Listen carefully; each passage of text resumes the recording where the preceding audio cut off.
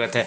तो आज के इस क्लास में आप सभी को क्लास 12 हिंदी का चैप्टर नंबर 7 लेकर आया, जिसका नाम है ओ सदा नीरा। और इसको हम जितना भी ऑनलाइन और वीवी ऑब्जेक्टिव होगा जो क्लियर हो जाएगा, और आप लोग का समरी क्लियर हो जाएगा, और आप लोग के बोर्ड एग्जाम जितना भी ऑब्जेक्टिव क्वेश्चन पूछा जाएगा, और आप लोग से इस चैप्टर से बाहर आप लोग को एक भी नहीं पूछा जाएगा। मतलब इस जितना वीडियो में हम बताएंगे उससे बाहर एक भी नहीं आएगा, और इसी से आप लोग को देखने के लिए मिलेगा।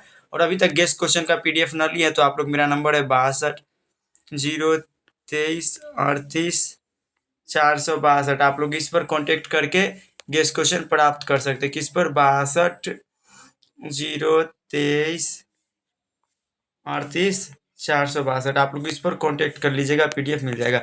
तो चलिए पहले हम लोग क्या देखेंगे, पहले हम लोग देखेंगे लेखक परिचय। देखिए पाठ का नाम क्या, तो पाठ का नाम है ओ सदा नीरा। और ओ सदा नीरा के लेखक कौन है? तो ओ सदा नीरा के लेखक कौन है? जगदीश चंद्र माथुर। और ओ सदा नीरा क्या है? तो एक निबंध है, और चैप्टर नंबर 7 है। तो देखिए महत्वपूर्ण वन लाइनर और नोट्स, महत्वपूर्ण वन लाइनर नोट्स। देखिए पाठ का नाम क्या है? ओ सदा नीरा। पाठ का नाम क्या है? ओ सदा नीरा। पाठ का नाम क्या है? ओ सदा नीरा। और ओ सदा नीरा पाठ की कौन सी विद्या है? तो एक निबंध है। विद्या कौन सा है? तो एक ललित निबंध है या निबंध रहेगा, आप लोग को ऑब्जेक्टिव में लगा देना है। और उसके बाद इनका लेखक कौन हो जाएंगे? ओ सदा नीरा के लेखक जगदीश चंद्र माथुर है। जगदीश चंद्र माथुर है जो ओ सदा नीरा के क्या है? लेखक है। और लेखक का जन्म कब हुआ था? तो 16 जुलाई 1917 को। कहाँ हुआ था? शाहजहांपुर उत्तर प्रदेश में इनका जन्म हुआ था। कब हुआ था? 16 जुलाई 1917 को इनका जन्म शाहजहांपुर उत्तर प्रदेश में हुआ था। और इनका निधन कब हुआ था? लेखक का निधन 14 मई 1978 ईस्वी को इनका क्या हो गया था? निधन। और संग्रह, यह निबंध उनके प्रसिद्ध संग्रह बोलते क्षण से संकलित है। और यह निबंध है ना ओ सदा नीरा, जो उनके प्रसिद्ध निबंध संग्रह क्या है? बोलते क्षण से संकलित है। और केंद्रीय नदी क्या था? गंडक या नारायणी या सदा नीरा। गंडक या नारायणी या सदा नीरा। और इनका मुख्य पृष्ठभूमि क्या था? चंपारण क्षेत्र की संस्कृति, चंपारण क्षेत्र की संस्कृति, इतिहास और पर्यावरण इनका मुख्य पृष्ठभूमि था। और ऐतिहासिक संदर्भ, तो 1917 में ना चंपारण का सत्याग्रह और महात्मा गांधी का आगमन हुआ था। 1917 में चंपारण सत्याग्रह और महात्मा गांधी का आगमन हुआ था। प्रमुख पात्र या जाति, चंपारण के थारू जनजाति के लोगों के बारे में इसमें अध्ययन किया गया है। मुख्य संदेश, तो पर्यावरण संरक्षण, वनों का बचाव और नदियों की निर्मलता एवं अविरलता बनाए रखने के लिए इसमें बताया गया है। तो अब इसका काम क्या करते हैं, अब सारांश देख लेते हैं। सारांश है जो 5 नंबर वाला में, कितना नंबर वाला में? 5 नंबर वाला में आप लोग के एग्जाम में कितना सारांश पूछता है? 5 मार्क्स में सारांश पूछता है। तो इस सारांश भी हम क्या करना है देख लेते हैं। देखिए इसका संपूर्ण सारांश देखते हैं। संपूर्ण सारांश, इस सबको आप लोग कॉपी में नोट करके अच्छा तरीका से याद कर लीजिएगा। देखिए ओ सदा नीरा जगदीश चंद्र माथुर द्वारा रचित प्रसिद्ध ललित निबंध है। ओ सदा नीरा है ना, जो जगदीश चंद्र माथुर द्वारा रचा गया है, क्या है? प्रसिद्ध ललित निबंध है, जो उनके निबंध संग्रह बोलते क्षण से लिया गया। उनके निबंध संग्रह क्या है? बोलते क्षण से लिया गया है। और यह निबंध बिहार के पवित्र और ऐतिहासिक नदी गंडक मतलब नारायणी को केंद्र में रखकर लिया गया है। नारायणी को ना केंद्र में रखकर, मतलब जैसे गोल है तो इसके बीच में केंद्र होता है ना, तो केंद्र में रखकर लिया गया है। जिसे प्राचीन काल से सदा नीरा मतलब सदा बहने वाली कहा जाता है।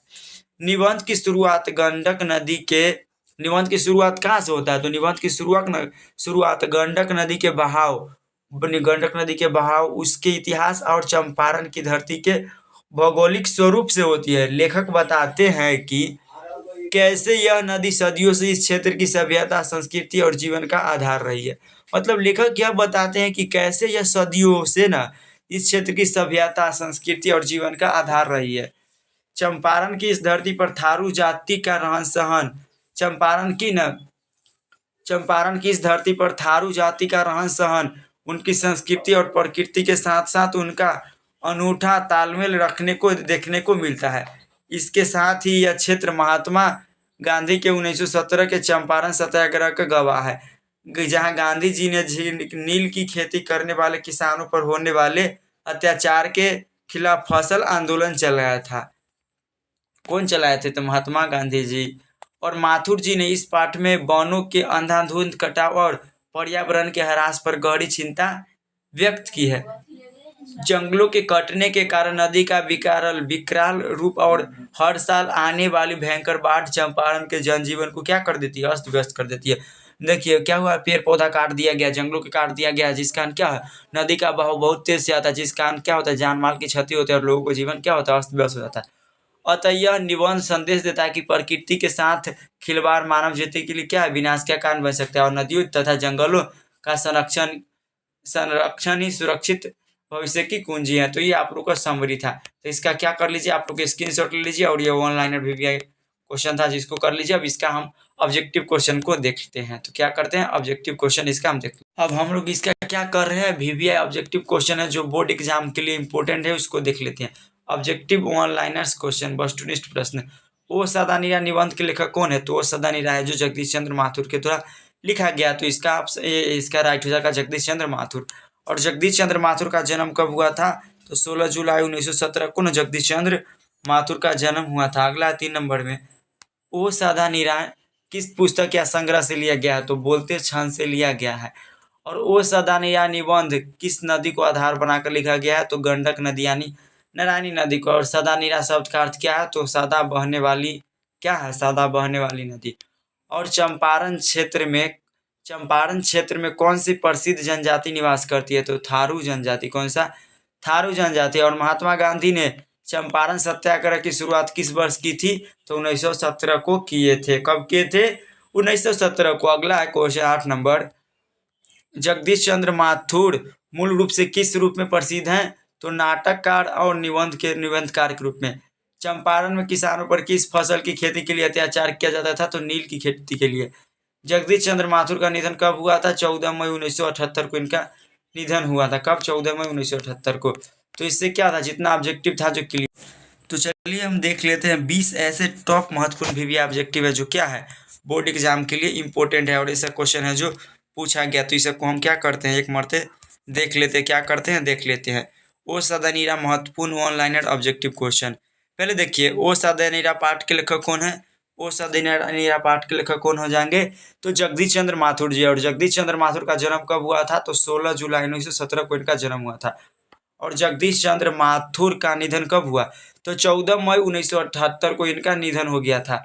अगला आप 4 नंबर, आप देखिए 4 नंबर क्वेश्चन है, जगदीश चंद्र माथुर का जन्म कहाँ हुआ था, तो शाहजहांपुर उत्तर प्रदेश में इनका जन्म हुआ था। जगदीश चंद्र माथुर ने शिक्षा कहाँ से प्राप्त किए थे, तो इलाहाबाद विश्वविद्यालय से MA किए थे, कहाँ से, अंग्रेजी में। और ओ सदानीरा किस विद्या की रचना है, तो ओ सदानीरा जो निबंध या मतलब यात्रा वृत्तांत या ललित निबंध है। अगला 7 नंबर, ओ सदानीरा निबंध, ओ सदानीरा निबंध किस पुस्तक से लिया गया है, तो बोलते क्षण से लिया गया है।